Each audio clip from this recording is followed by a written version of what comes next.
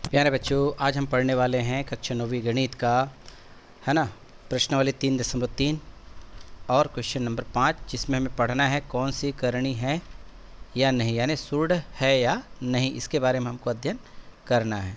तो चलिए हम सीधे समझने का प्रयास करते हैं कि करनी का मतलब क्या होता है। ठीक है, करनी ये होता है जो अपरिमेय रूप में लिखित हो, है ना, लिखा गया हो। जैसे हम देखते हैं वर्गमूल 3, ये क्या कहलाएगा? करनी होगा, है ना। ये अपरिमेय संख्या, यदि मैं इसके सामने 2 भी लिख दूं तो ये कौन सी संख्या है? परिमेय संख्या। और ये क्या है? आपका अपरिमेय संख्या। दोनों मिलाकर भी ये क्या कहलाएगा? वास्तविक संख्या कहलाएगा। तो ये इस प्रकार के जो संख्या दी जाएगी वो क्या कहलाएगा? करनी कहलाएगा। लेकिन करनी नहीं है, ये कैसे जानेंगे? करनी नहीं है, करनी नहीं कब होगा? जब वो हल करने के बाद सवाल को, जैसे कोई संख्या में आ गया 2 या 3 या 4 या 5 ऐसा आ गया, ये कौन सी संख्या है? परमेय संख्या है। और जो परमेय संख्या के रूप में रहेगा वो करनी नहीं होगा। ध्यान आपको यही रखना है। तो आगे हम चलते हैं, इसके क्वेश्चन पर आधारित सवाल पढ़ेंगे। चलिए, इसका हम पहला सवाल लेते हैं। यहाँ पर स्क्रीन पर दिखाई दे रहा है वर्गमूल 8। वर्गमूल 8 को हम तोड़कर कैसे लिख सकते हैं? चलिए, जैसे 8 का गुणनखंड करेंगे, 2 चौक 8, 2 दूनी 4 और 2 एकम 2, यानी 8 को हम कितने बार लिख सकते हैं? 2 को 2 के रूप में 3 बार, यानी 2 गुना 2 गुना 2। इस तरह से, चूँकि यहाँ पर करनी घात 2 है तो हम 2 की जोड़ी बनाएंगे। इस तरह से 2 की घात 2 गुना 2 की घात, है ना, वर्गमूल पढ़ते हैं इसको।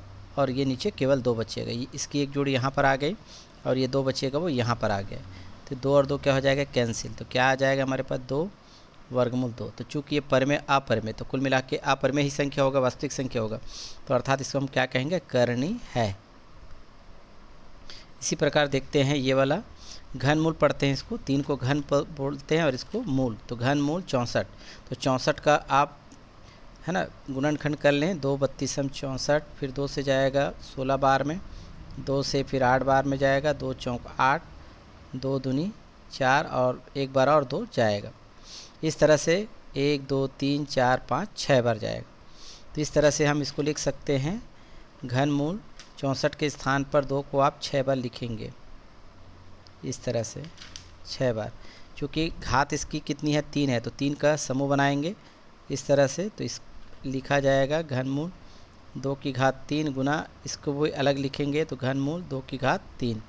तो 3 और 3 कट जाएगा, इसमें भी 3 3 कट जाएगा। तो क्या बचेगा? 2 गुना 2। तो 2 गुना 2 क्या होगा? 4। मैंने बताया था यदि ये परमेय संख्या है तो करनी नहीं होगा।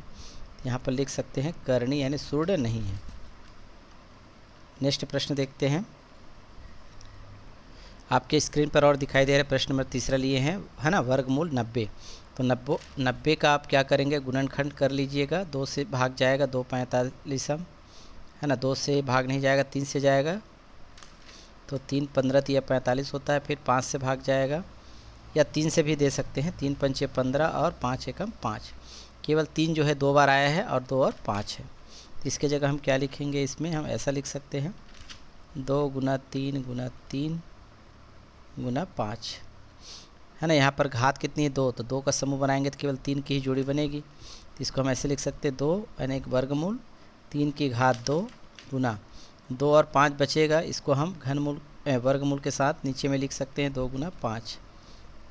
इसको सॉल्व करें, 2 और 2 कट जाएगा तो क्या बचेगा? 3। और यहाँ पर बचेगा 2, इसका मूल है यानी वर्गमूल है, 2 गुना 5 करेंगे तो 10।